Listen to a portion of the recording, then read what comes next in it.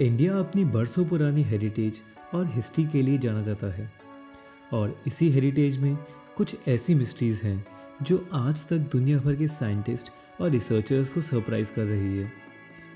आइए जानते हैं कुछ ऐसी अनसुलझी मिस्ट्रीज़ के बारे में।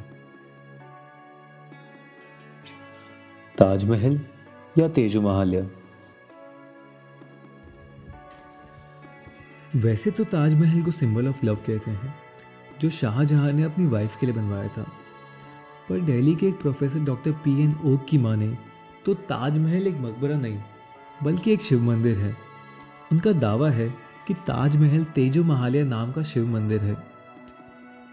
डॉक्टर ओक की रिसर्च के अकॉर्डिंग ये शिव मंदिर पैलेस शाहजहां ने उस जमाने के जयपुर के महाराजा जय सिंह से कैप्चर किया था। शाहजहां ने तब इस शिव पैलेस को अपनी वाइफ की याद में एक मकबरे में बदल दिया। इस थ्योरी को न्यूयॉर्क के एक प्रोफेसर ने भी कंफर्म किया है। उन्होंने ताजमहल के समुद्र के पास वाले दरवाज़ों की कार्बन डेटिंग टेस्ट किए और पाया कि वो दरवाजे शाहजहां से 300 साल पुराने हैं।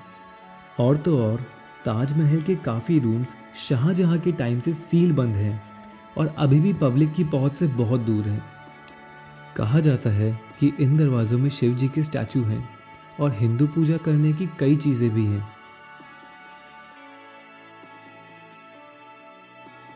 प्रहलाद जनी या फिर जैसा कि लोग उन्हें कहते हैं माता जी, एक इंडियन साधु है जो कि माँ अम्बा के भक्त हैं।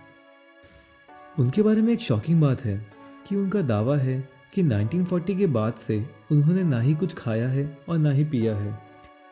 प्रहलाद जी का कहना है कि माँ अम्बा के मंत्र पढ़ने और उनकी साधना करने से वो जिंदा है।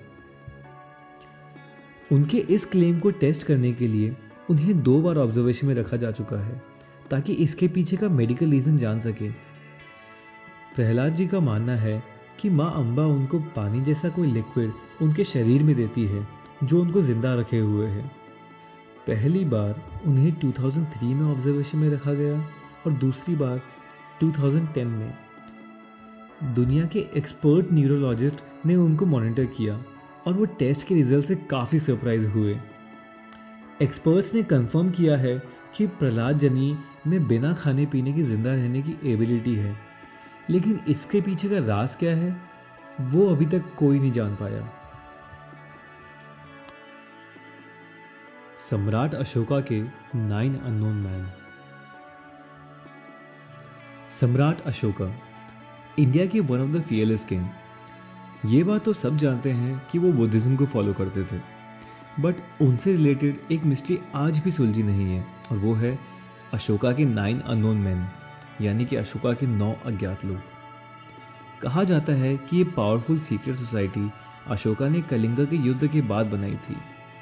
इस युद्ध में करीब 1 लाख लोगों की जान गई थी और ये खून खराबा और इतना भयानक सीन देखने के बाद अशोका बुद्धिज़्म में कन्वर्ट हो गए और उन्होंने 9 लोगों की एक सीक्रेट सोसाइटी बनाई जिसमें हर एक इंसान को एक बुक की सुरक्षा की रिस्पॉन्सिबिलिटी दी।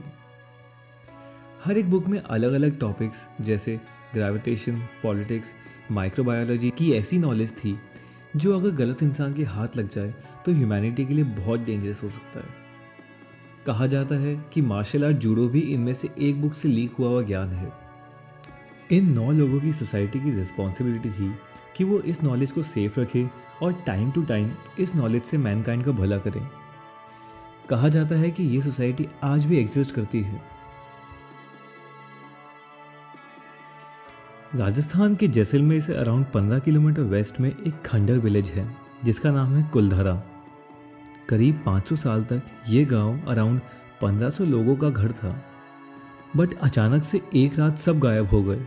ना किसी की मौत हुई और ना ही गांव पे कोई हमला। सारे गांव वाले अचानक से ही गांव छोड़ गए। ऐसा कहा जाता है कि करीब 200 साल पहले कुलधरा पालीवाल ब्राह्मण्स का घर हुआ करता था।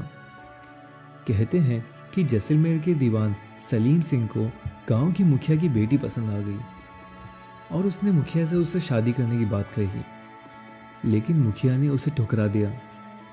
इस पर सलीम सिंह ने गांव पर भारी टैक्स लगाने और गांव बर्बाद करने की वार्निंग दी। गांव की बेटी की इज्जत बचाने के लिए और सलीम सिंह के आतंक से बचने के लिए कुलधरा और उसके आसपास के 83 गांव वाले रातों रात गांव छोड़ गए। उन्हें ना तो किसी ने जाते हुए देखा और ना ही किसी को पता चला कि वो कहाँ गए। कहा जाता है कि उन्होंने जाते जाते गांव को श्राप दे दिया कि उनके जाने के बाद कुलधरा में कोई भी नहीं बच सकेगा। कुछ लोगों ने बाद में खाली गांव पे कब्जा करने की कोशिश की, बट जिसने भी ऐसा करने की कोशिश की वो सब भयानक मौत का शिकार हो गए। और कहते हैं जिन लोगों की वहाँ डेथ हुई उनकी आत्मा आज भी वहाँ भटक रही है और कुछ पैरानॉर्मल एक्सपर्ट ने वहाँ कुछ अजीब घटनाएं एक्सपीरियंस किए हैं। कुलधरा आज भी वीरान पड़ा हुआ है।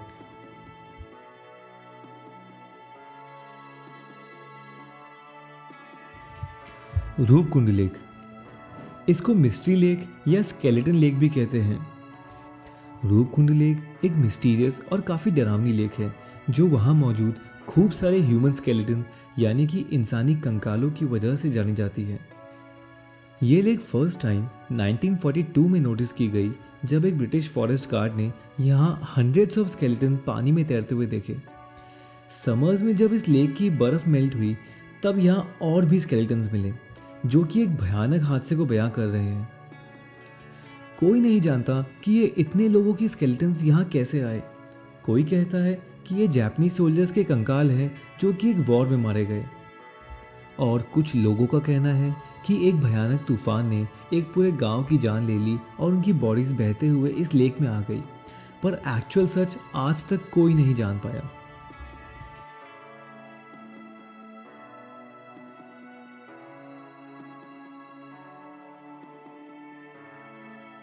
आज़ाद हिंद फौज के लीडर सुभाष चंद्र बोस की 18 अगस्त 1945 को ताइवान में एक प्लेन क्रैश में मौत हो गई।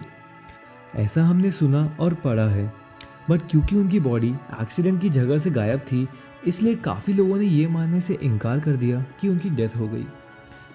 इस हादसे के कुछ टाइम बाद ऐसी खबरें भी आई कि वो इंडिया वापस आ गए थे और एक साधु की ज़िंदगी बिता रहे थे। ऐसा भी कहा जाता है कि फैज़ाबाद उत्तर प्रदेश के एक साधु जिन्हें लोग गुमनामी बाबा कहते थे असल में नेताजी ही थे। 1999 में जस्टिस मुखर्जी कमेटी बनाई गई और उसने अपनी रिपोर्ट 2005 में सबमिट की और ऑफिशियली अनाउंस किया कि नेताजी की मौत प्लेन क्रैश में नहीं हुई। ये शायद फ्री इंडिया की one of the biggest mystery है।